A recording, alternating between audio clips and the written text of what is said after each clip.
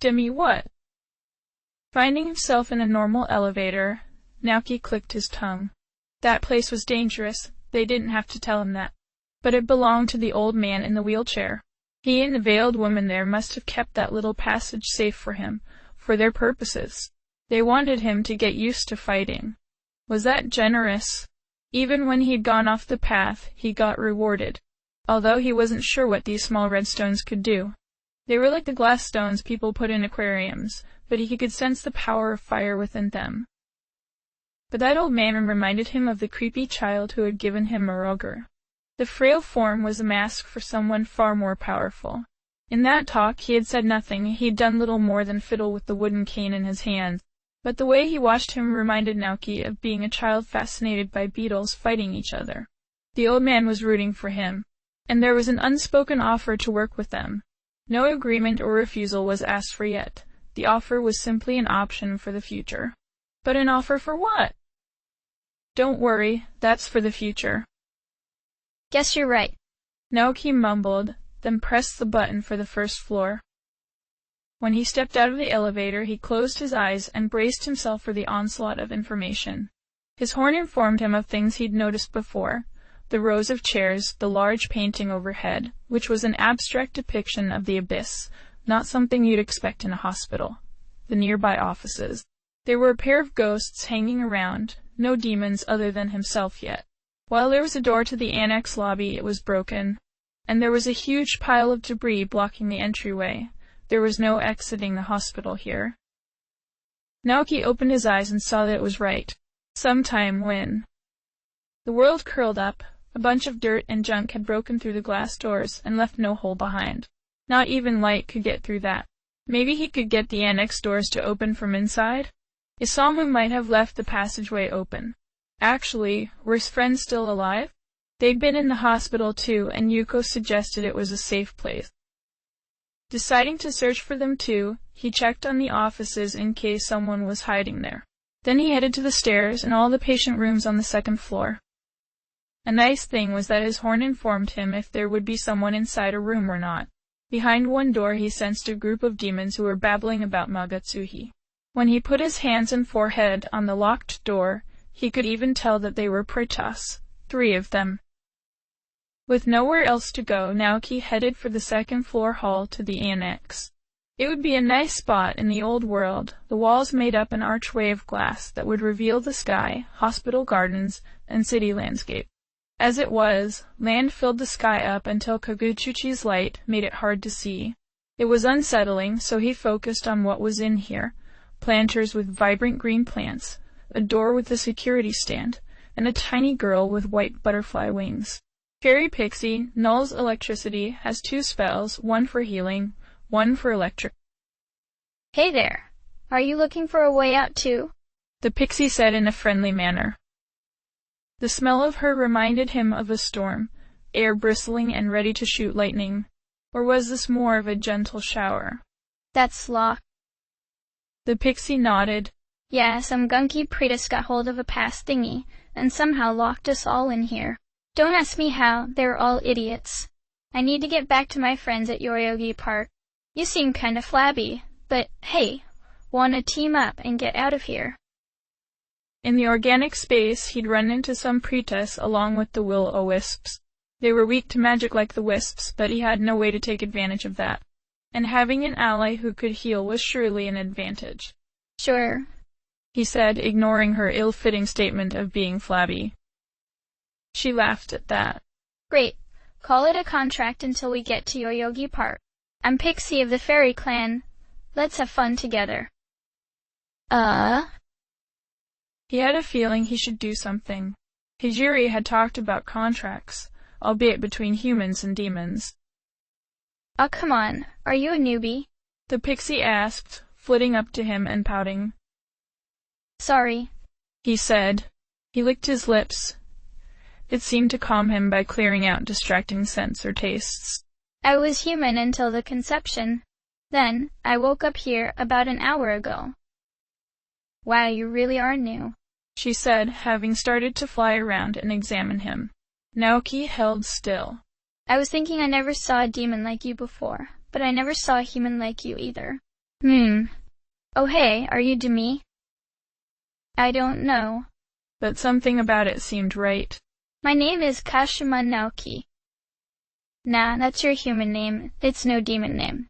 The pixie said. Did you wake up in the basement? When he nodded, she twirled around. Aha, then you are Demi. 'Cause I tried to go in the basement a while ago. But something was going on down there, and I left. I just heard someone call for Demi. So, you must be Demi. It's an English prefix, I think. Naoki said, trying to recall his English classes. But Demi what? It's never by itself. Demi-human? She suggested. Or demi-demon? He said. Whatever, it's a name so it can be by itself. Let's do this thing right. She flew up to face him and put her hands on her hips. You gotta say your demon name, your demon clan, and some kind of greeting that suits your type. That's how contracts work. So then, I'm Pixie of the Fairy Clan. Treat me nicely, okay? He nodded. The idea of a demon name didn't sit well with him, but it could be like a nickname. I'm Demi. Once he wanted the information, it was there. Of the Fiend Clan. Let's be friends. Ooh, a fiend, she said in delight. Hee, that was cute. Never heard that one before. But I think we'll get along. Now let's go get that pass thingy from the pretest. He was going to beat someone else up over a thing they had. It wasn't right, but it was supposed to be normal, and the pretest attacked because the pixie lied about having Magatsuhi to give them. And he wasn't going to get anywhere without a pass to open that door. Maybe there'd be one in the offices or a patient room. Isamu had to have picked up one in the basement card somewhere.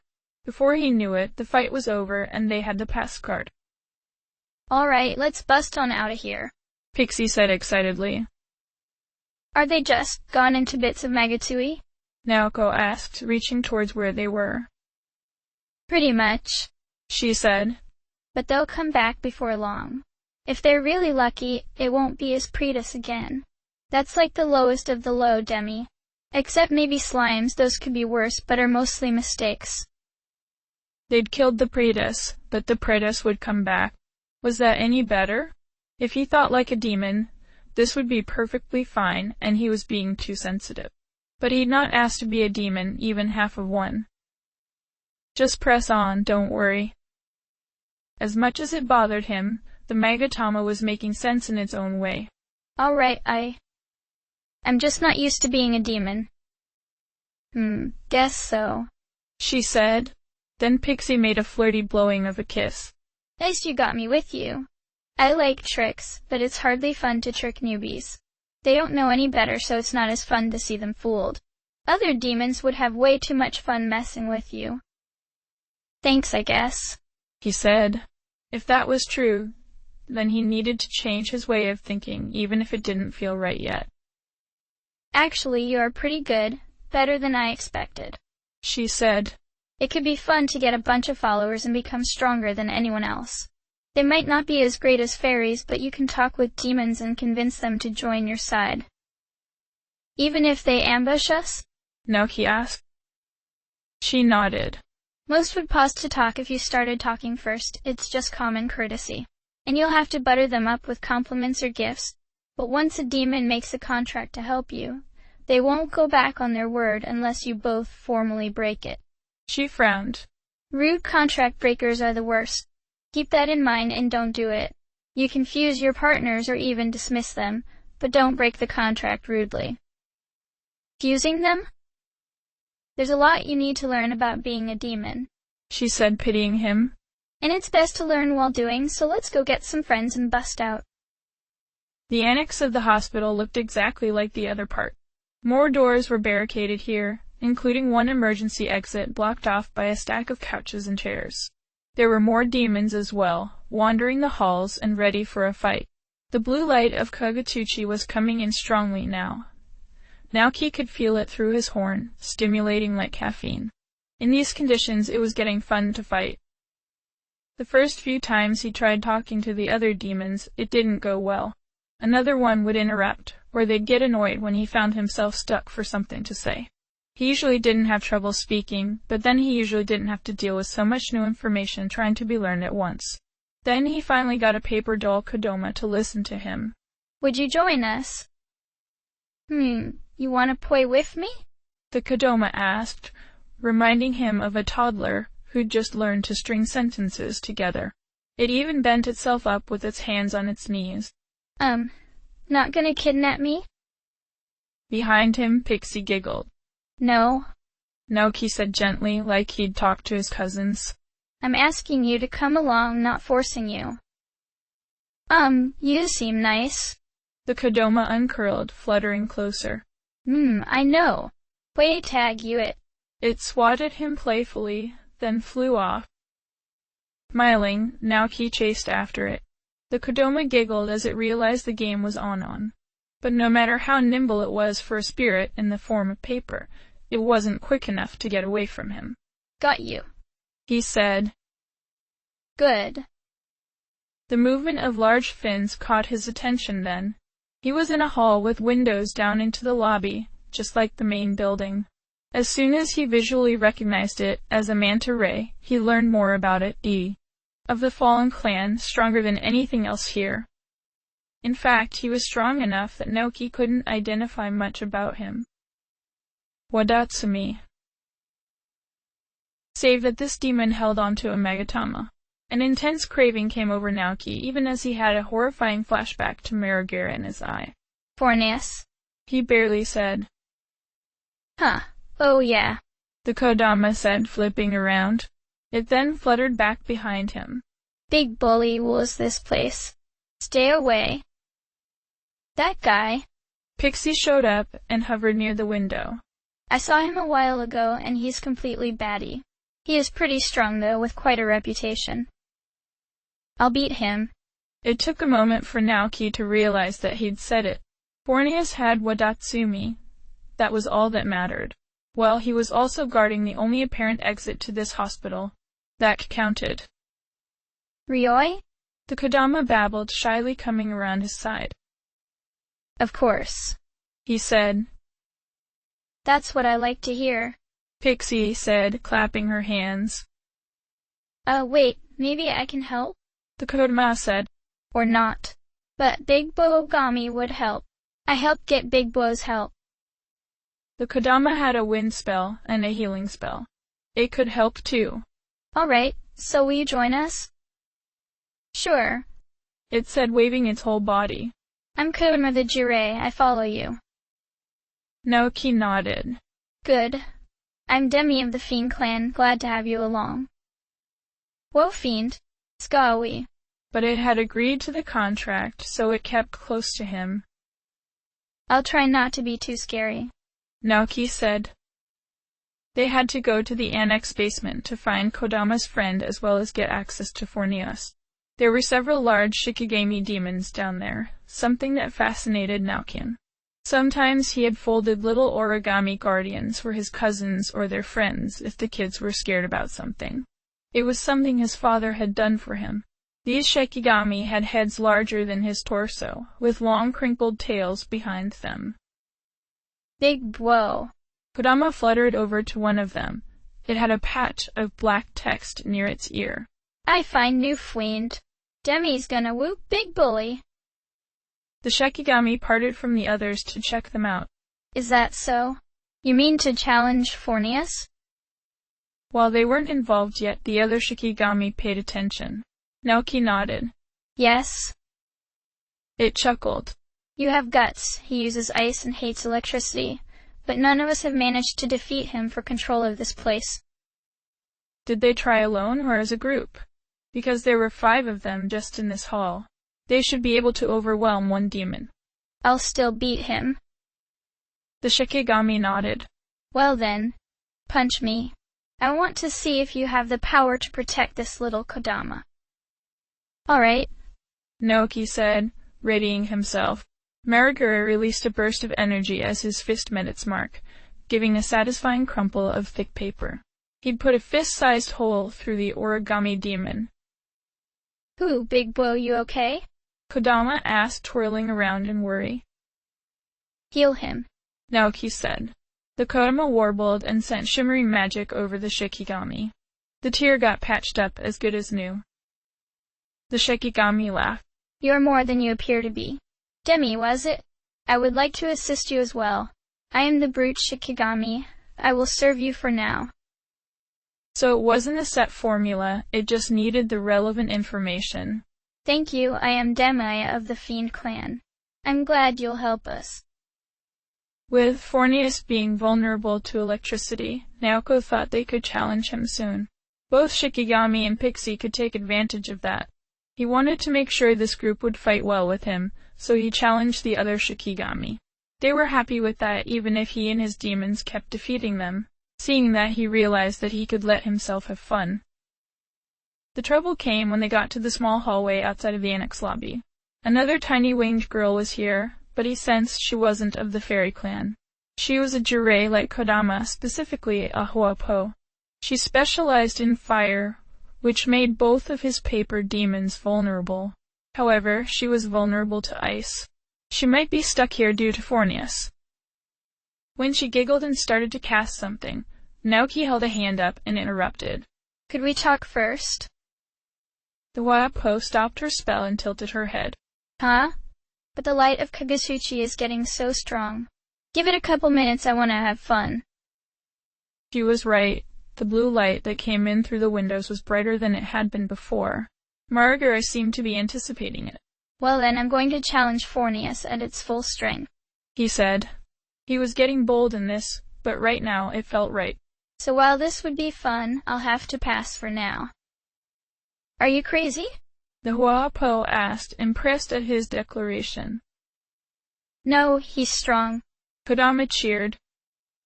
He's not any crazier than a normal person, Pixie said. The Huapo sniffed. Well, you fairies are all mad, all of you. Then again, mad people are entertaining.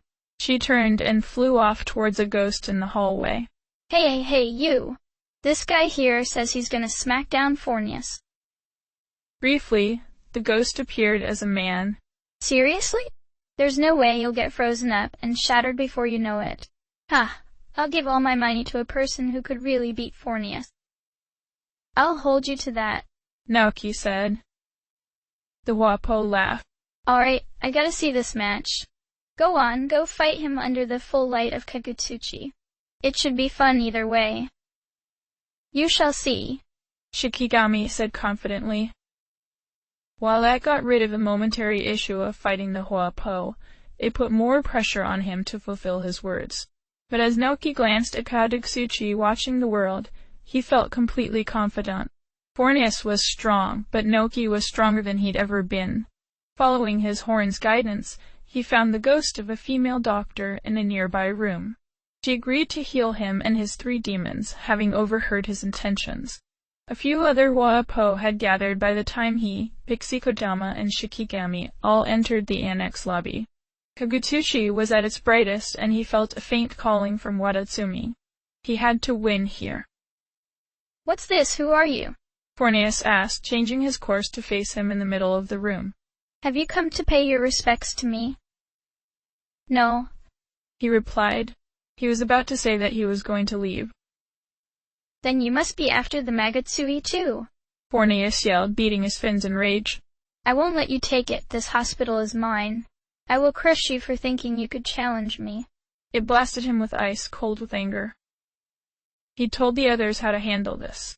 Kodama was to hang back to heal, attacking if everyone was okay. While Pixie could heal too, he wanted her and Shikigami to focus mostly on their Zio spells. His only weapons were his fists, so he was best off as close to Fornius as he could get. But the ray hovered in the air, at a height that was awkward to punch up to. His fist was not having the impact it should. Frowning, he took a step back while 2 magical bolts struck Fornius. The way he floundered in pain was more how things should go.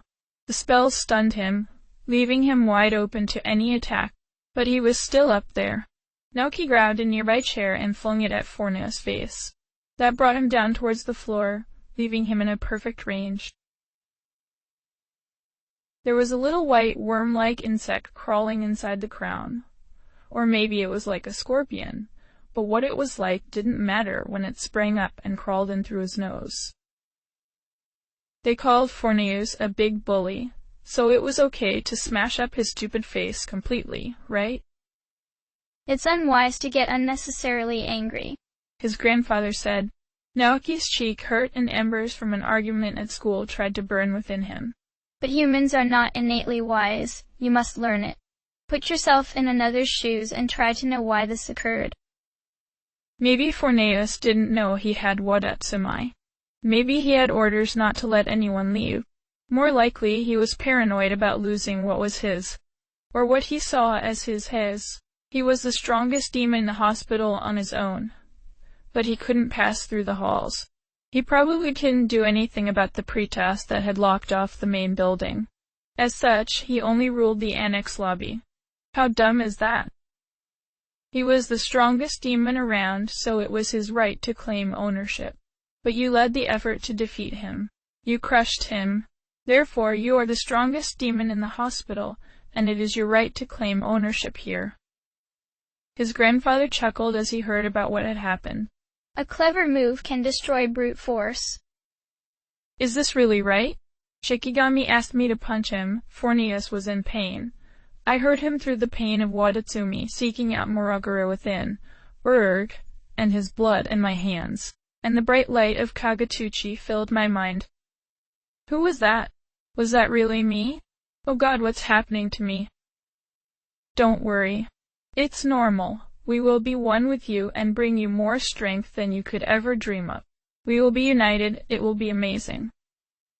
Naoki's face felt warm and he wanted to clench his fists up and fight. But no, he didn't want to get in trouble at school. He didn't want to bring the shame of having a troublesome kid to his parents, so. As much as their words hurt, it wasn't worth it to return with brute force. He had to find some clever move to undo them. What would his grandfather do here? You should leave the hospital and travel on your own. That would teach you better than I could. And he set out to do so by beating up a sea spirit over a bug he wasn't aware of. Why did I do that? Naoki mumbled, his mind starting to clear out. The strength of Kagutsuchi's light was waning.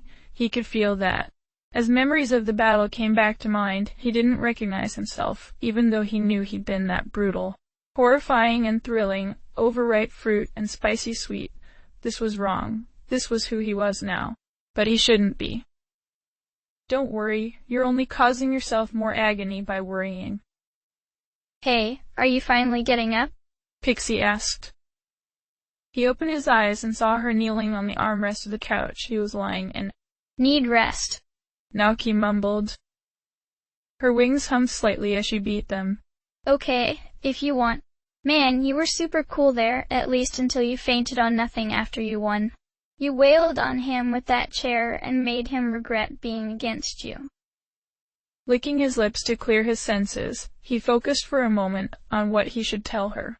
He wanted to say something about not making it sound cool, but she wouldn't see it the way he did. He had.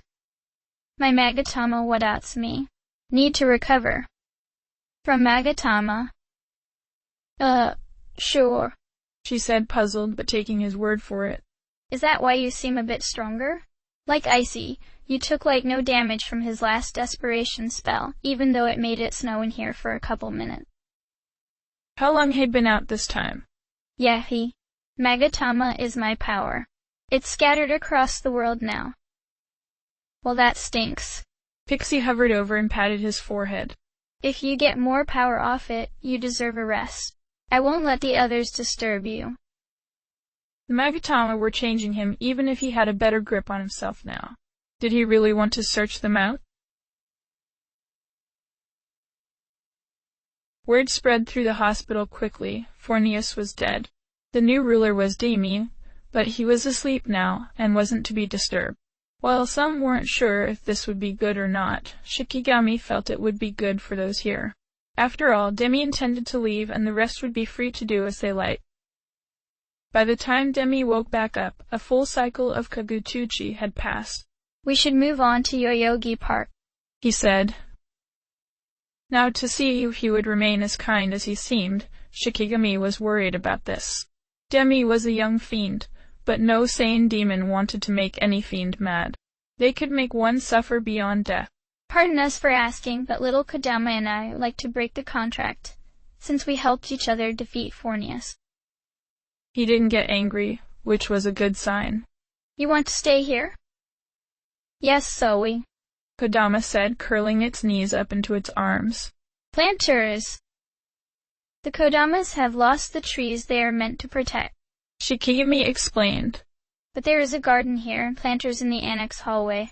This one takes care of the latter. As for me, I have a contract with Kodama myself to help protect it. There are many powerful demons out there, so it's safest for Kodama to stay here under my watch. Ah. He closed his eyes and his pixie friend came to whisper something to him. Yes. I release you both, Kodama and Shikigami, from our contract. Thank you for your assistance. I release you, Demi, from our contract as it was completed, Shikigami said. Contact gone, Demi, it was fun, Kodama said, which worked due to its personality. Wings come back sometime, please. We might, Demi said, smiling slightly and tickling the Kodama. Oh, hey. One of the Huapo came into the lobby, pulling along a ghost. Before you go, don't forget this guy. I'm not going with them, the man said. I'll leave on my own. You bet we couldn't, Demi said. He didn't seem malicious or vain, he was definitely a lot calmer now than in battle. The man tried to keep silent, but the Huapo snickered at him. Fine, I'll keep my word, he said, producing a coin bag and passing it over. Man, I gotta escape poverty before I escape this place. While Demi didn't respond, he did stare at his hand a moment when he shifted the coins and bag into storage. Maybe his peculiar traits were part of having once been human. Shikigami still felt Demi was admirable for a demon. The Huapo flew closer to Demi. What do you say, aren't I cuter and cleverer than her? The pixie fumed. Oh, don't you try that, Jirei. But I bet he'd rather be traveling with me now, right? The Huapo said, waving to Demi. Demi took a deep breath while the pixie snorted at her. You'd both be helpful in different ways, he said, deliberate with his words. Even the markings on his face shimmered more energetically as he tried to not annoy either. What say? You come along at least to Yoyogi Park and show your strengths? Are you both okay with that? It shouldn't be that far off, Shikigami said. Personally, he was glad that the Huapo seemed more interested in leaving the hospital than sticking around. They liked to scare the Kodamas too much. Sure, it'll be no contest, the Huapo said. Yeah, because I'll certainly be better, the pixie said, turning her nose up at her. Once they confirmed that new contract, Demi and his two winged companions left the hospital. Is he gonna be in trouble with them? Kodama asked. Probably, Shikigami said. End of chapter.